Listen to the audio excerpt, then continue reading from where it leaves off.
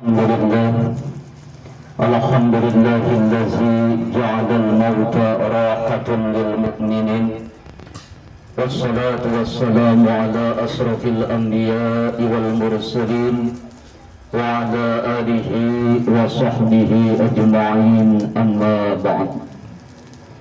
Yang sama-sama kita hormati dan kita muliakan sahibul bait, sahibul musibah, keluarga dari almarhumah Ibu Kasmini. Mudah-mudahan senantiasa Allah berikan kesabaran, Allah berikan keikhlasan, dan semakin bertambah keimanan keluarga kepada Allah Subhanahu wa Ta'ala. Begitu pula yang sama-sama kita hormati guru kita bersama Al-Mukarram Al-Mukhtaram Al-Ustaz Haji Muhammad Yasin. Mudah-mudahan Allah senantiasa memberikan kesehatan, keafiatan, panjang umur, dan ilmu yang beliau miliki bermanfaat untuk kita semua. Begitu juga yang sama-sama kita hormati guru kita Al-Mukarram Al-Mukhtaram Al-Ustaz Madani SPDI. Mudah-mudahan beliau pun senantiasa diberikan kesehatan, keafiatan, panjang umur, dan Allah senantiasa memberikan keberkahan di dalam kehidupannya.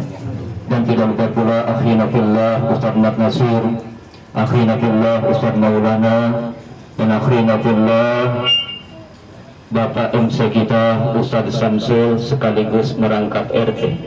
RT berapa ini? RT 5. Mudah-mudahan guru-guru kita senantiasa Allah berikan kesehatan, keafiatan. Dan para orang tua, para jamaah tausiah yang mohon maaf tidak saya sebutkan namanya satu persatu, namun insya Allah tidak mengurangi rasa hormat dan takzim saya, sekaligus rasa cinta saya tidak berkurang sama sekali. Bapak-bapak hadirin jamaah sekalian, bersyukur kita kepada Allah Subhanahu wa Ta'ala pada sore hari ini, di sore yang penuh berkah. Yang pertama, akhir dari masuknya bulan Sya'ban dan awal dari masuknya bulan suci Ramadan.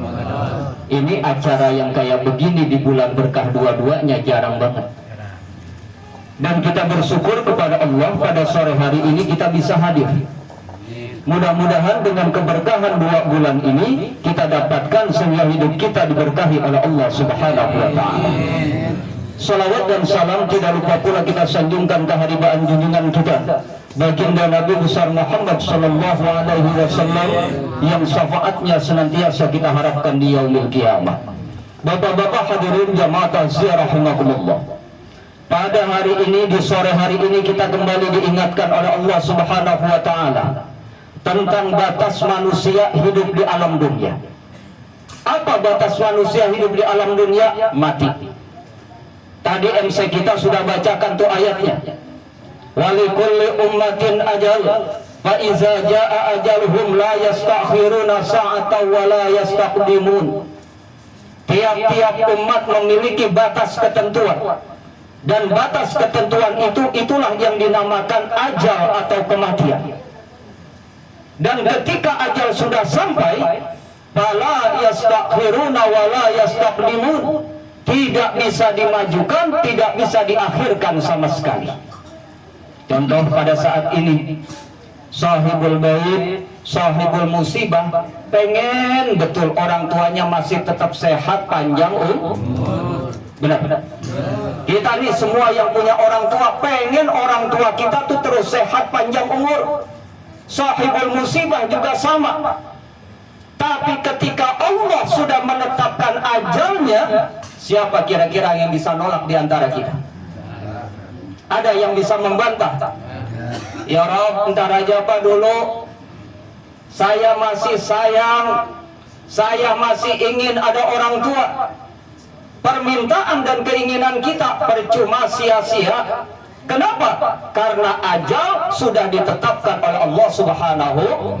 Termasuk kita nih yang hadir pada sore hari ini, Pak. Ajal kita semua sudah ditetapkan oleh Allah. Kapan waktunya, di mana tempatnya, semuanya sudah ditetapkan oleh Allah Subhanahu. Cuma yang harus kita sadari bahwasanya ketika orang tua kita sudah berpulang ke rahmatillah, bagi seorang anak baktinya tidak selesai. Saya katakan sekali lagi, ketika orang tua kita sudah berpulang ke rahmatillah, bakti dari seorang anak tidak selesai, masih terus bersambung. Kalau orang tua kita masih hidup, cara berbaktinya kita sudah sama-sama maklum, Pak. Kita sudah sama-sama tahu apa yang menjadi keinginan orang tua, kemauan orang tua, kemudian kita ikuti, kita turuti. Ini termasuk salah satu bagian daripada bakti kepada kedua orang tua. Kemudian kita layani orang tua dengan sebaik-baiknya, berkata dengan tutur kata yang baik, berbuat dengan perbuatan yang baik. Inilah bakti kepada orang tua ketika mereka masih hidup. Kenapa begitu? Karena Allah udah sampaikan. Kata Allah, wa'budullaha wa la tusriku bihi syai'an wa bil walidaini ihsana. Singkat betul nih. Kata Allah, dan sembahlah oleh kamu sekalian Allah, dan jangan menyekutukannya dengan sesuatu. Nomor satu.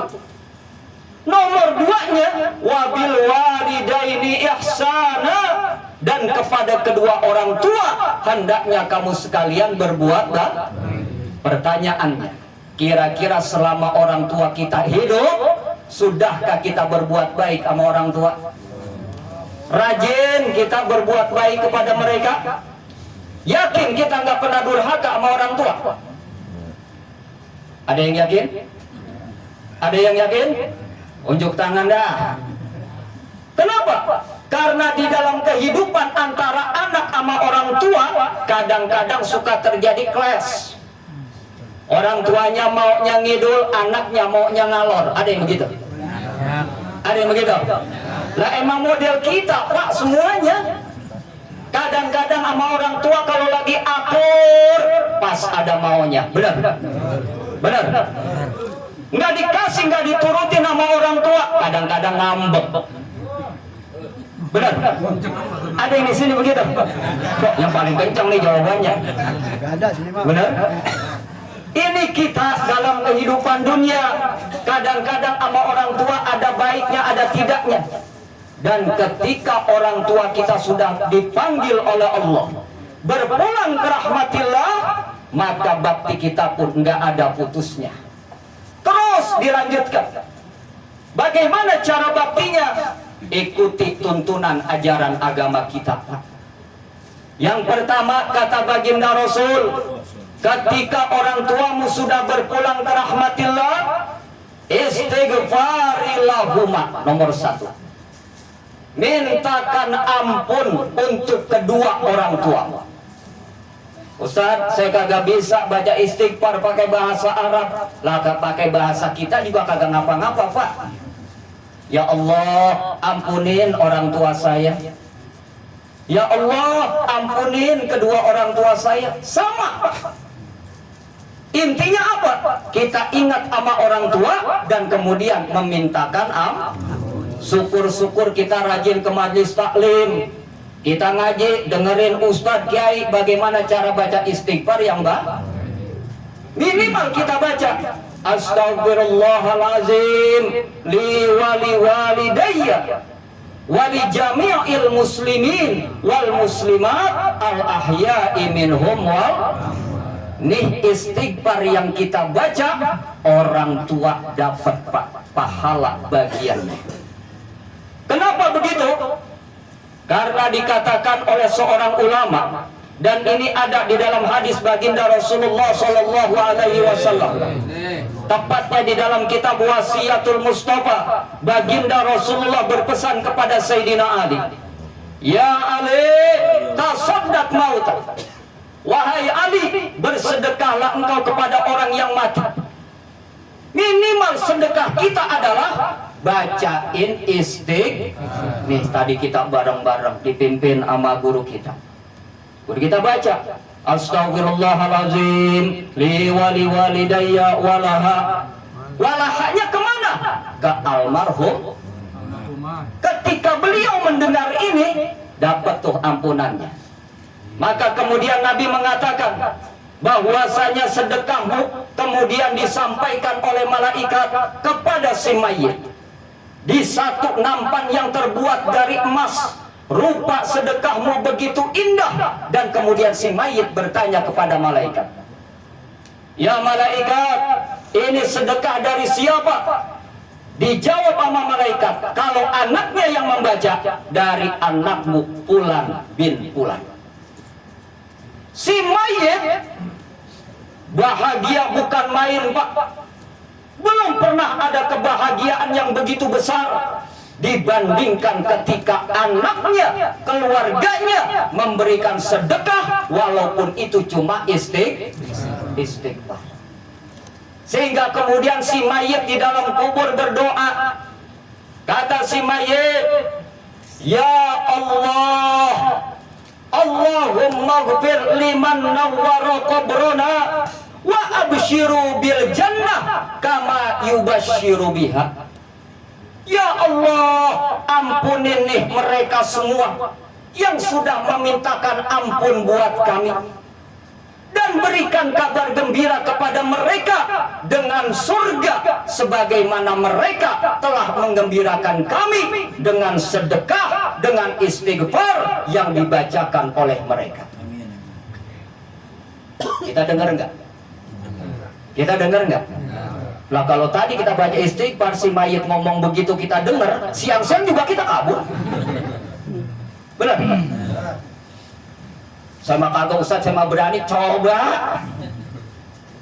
Inilah hebatnya sedekah istighfar yang dibacakan oleh kita. Si mayit dengar, disampaikan oleh malaikat, dan kemudian mayit mendoakan kita. Jarang-jarang Pak ada mayit bisa doain orang hidup, kecuali si mayit yang dibacakan istighfar, yang disedekahkan.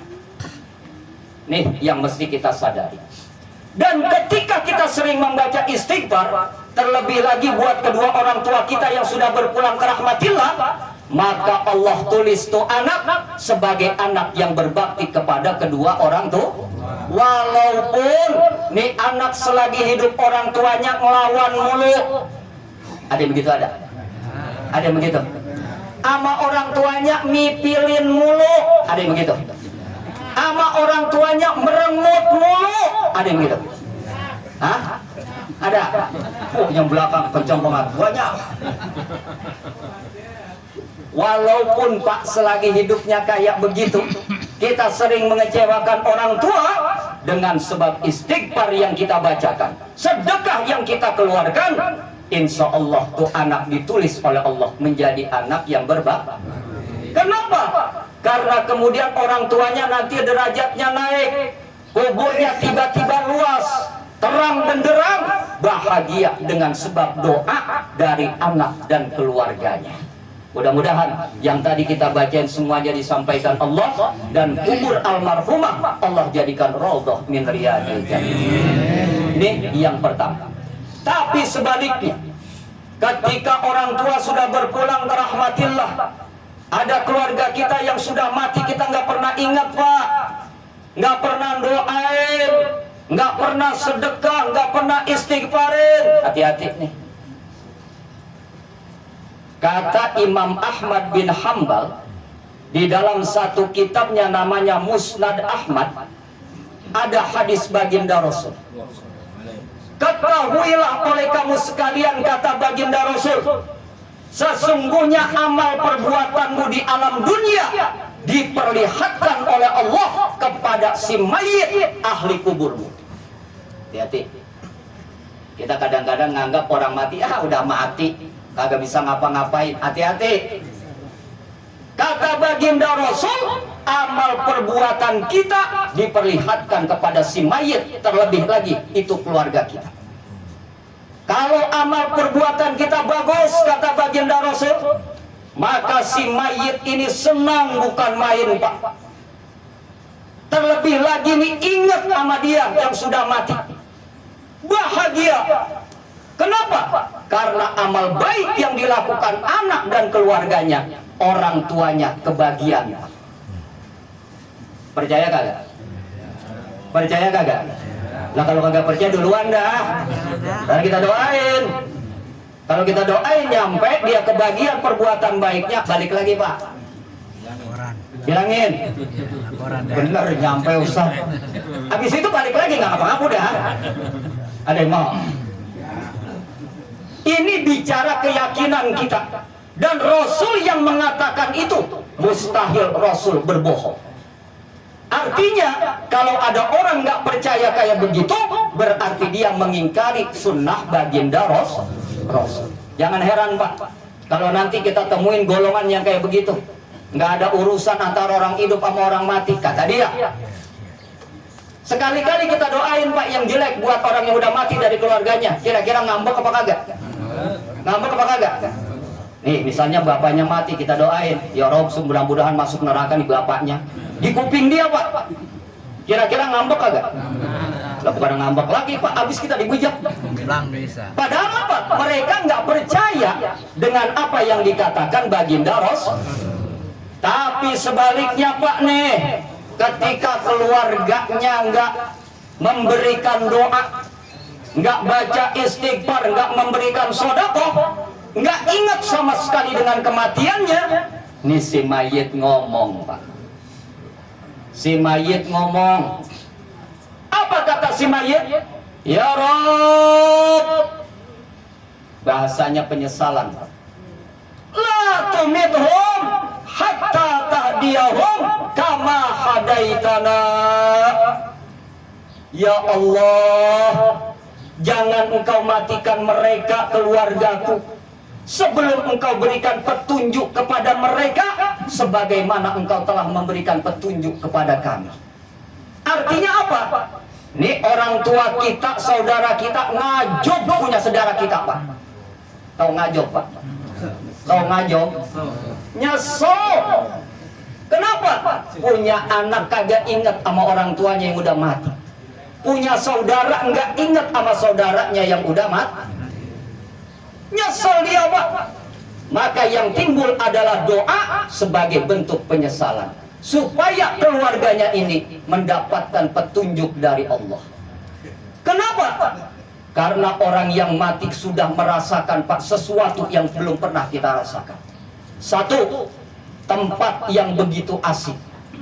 Dua, masa tunggu yang begitu lama. Nih, udah berapa hari ini? 40 hari.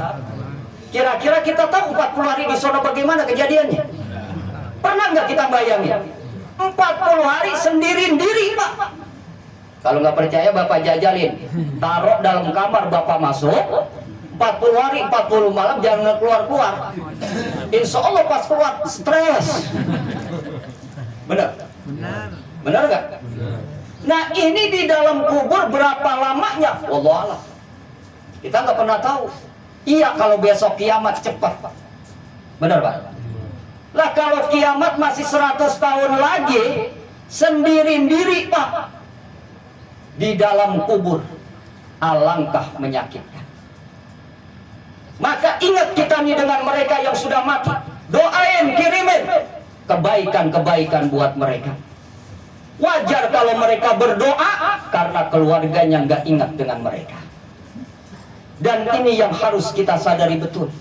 Ditambah lagi kata baginda Rasul, mal mayyit fil kubur kal gharikil mugawwis.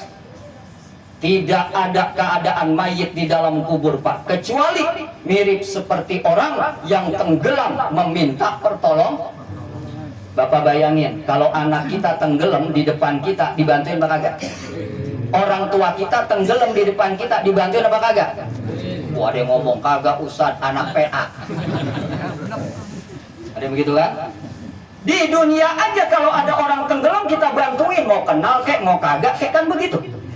Apalagi nih orang tua kita yang sudah meninggal dunia, diumpamakan oleh baginda Rasul mirip orang yang tenggelam butuh pertolongan. Bantuin. Cara bantuinnya ya kayak begini nih. Kita mah cuma tinggal ngikutin Pak. Tradisi dulu kayak begini, bagus betul. Yang dibaca ayat Quran, istighfar, doa wahbah, semuanya ditujukan kepada mayit. Karena itulah pertolongan yang mereka butuhkan pada saat mereka di dalam kubur. Oleh karena itu nih kita yang hadir pada sore hari ini termasuk orang-orang yang memberikan pertolongan kepada si mayit.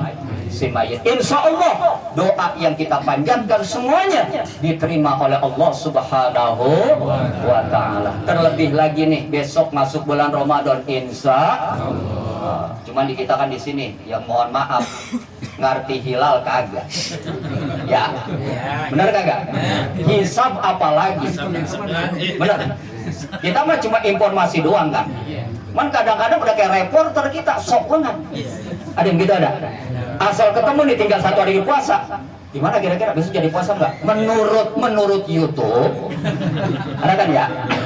Menurut Mbah Google, terus menurut Facebook, itu menurut semua Pak. Kenapa? Orang dia kagak ngerti, kagak paham. Kan gitu kan?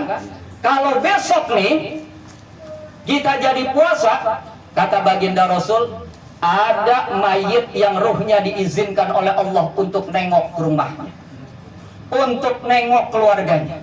Cuman kagak semua. Ada yang diizinkan oleh Allah, roh si mayit ini nengokin rumahnya, nengokin keluarganya. Dia berdiri Pak di depan pintu. Dia saksikan keluarganya ibadah. Si mayit senang bukan main. Kembali ke kuburnya sudah berubah menjadi taman surga dengan sebab ibadah keluarganya. Tapi sebaliknya, ketika dia berdiri di depan pintunya, keluarganya orang-orang puasa, dia malah lagi makan aja. Ada yang gitu ada? Ada. Orang-orang tarawih nonton sinetron. Ada yang gitu ada? Ada? Mohon maaf, saya bukan nyinggung Pak, cuma ngingetin. Besok mau Ramadan. Nah, ketika nih keluarganya nggak pernah ibadah, orang-orang baca Quran, dia mah main HP. Begitu kan? Nanti si mayit ngomong di depan pintu. Kata si mayit, ya wailah, celaka aku.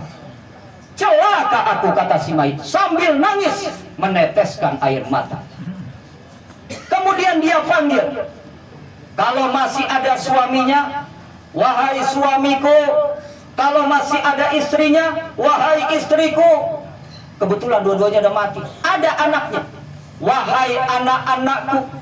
Orang yang tidur di rumahku, orang-orang yang berbaring di pembaringanku, orang-orang yang menikmati harta warisanku. Kenapa kalian tidak ingat kepadaku? Kenapa kalian melupakan aku?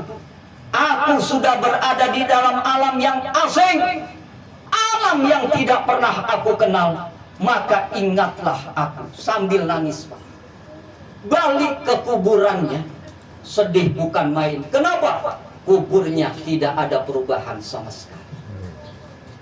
Maka di bulan suci Ramadan ini, ruh orang-orang yang soleh, ruh orang-orang yang baik, Allah izinkan nengok keluarganya. Ustadz, saya mau ngeliat. Jangan Pak, jangan. Mengapa? Lah kalau melihat pingsan kagak, mati dia. Benar. Alamnya sudah beda. Yang penting buat kita nih sekarang, selama bulan suci Ramadan, lakukan ibadah Ramadan dengan baik. Niatin buat keluarga kita yang sudah berpulang ke rahmatillah, terkhusus kalau orang tua kita sudah mati. Niatin Pak buat kedua orang tua kita. Baca Quran tadarus minimal. Buat kita 1 kali khatam. Buat orang tua kita 1 kali khatam. Buat keluarga kita 1 kali khatam. Bisa? Bisa? Pengennya mah bisa. Bener kan ya? Terawih juga sama, kalau bisa jangan bolong-bolong Pak, supaya sempurna ibadah kita. Terlebih lagi puasa, jangan ditinggalin, jangan dibatalin kalau nggak ada uzur. Ini kadang-kadang kita kan gampangin aja. Ustadz, saya lapar banget, emahnya kayaknya rada-rada kamu ini Ustadz. Kalau Ramadan kan tuh promah laku banget Pak. Bener? Di TV luar Ramadan Pak, nggak ada iklan promah. Mau masuk Ramadan, iklan promah banyak banget. Kenapa? Karena banyak yang sakit perut. Mudah-mudahan di sini kagak begitu Pak. Ya cuma saya tanya di sono, di rumah saya, dekat rumah saya tanya kalau Ramadan emang begitu Pak. Pas saya tanya begitu, saya tanya nih abang, bang, Abang asli sini, kagak pindah dari sini katanya. Juga berarti. Nah, jadi pada sore hari ini Pak, kita mohon kepada Allah menyambut Ramadan ini agar Allah berikan kesehatan, keafiatan kepada kita. Panjang umur, Allah murahkan rezeki kita, dan kita selalu ingat kepada ahli kubur kita yang telah berpulang ke rahmatillah. Mudah-mudahan dengan ibadah Ramadan kita, mereka semua kebagian nilai kebaikannya, pahalanya, sehingga derajatnya ditinggikan oleh Allah Subhanahu wa Ta'ala. Terkhusus untuk almarhumah yang pada sore hari ini disampaikan 40 hari wafatnya, mudah-mudahan dengan keberkahan Ramadan, Allah jadikan kuburnya raudhah min riyadil jannah, dan anak-anaknya yang selalu ingat kepada kedua orang tuanya, Allah tambahkan keberkahan hidupnya di dunia dan di akhiratnya. Al-Fatihah. A'udzubillahi minasyaitonirrajim. Bismillahirrahmanirrahim. Alhamdulillahirabbil alamin. Arrahmanirrahim. Maliki yaumiddin. Iyyaka na'budu wa iyyaka nasta'in. اهدنا الصراط المستقيم صراط الذين أنعمت عليهم غير المغضوب عليهم ولا الضالين رب اغفر لنا ولوالدينا آمين. Kurang lebihnya saya mohon maaf. Wallahul muwaffiq ila aqwamit thoriq. Assalamualaikum warahmatullahi wabarakatuh. Waalaikumsalam.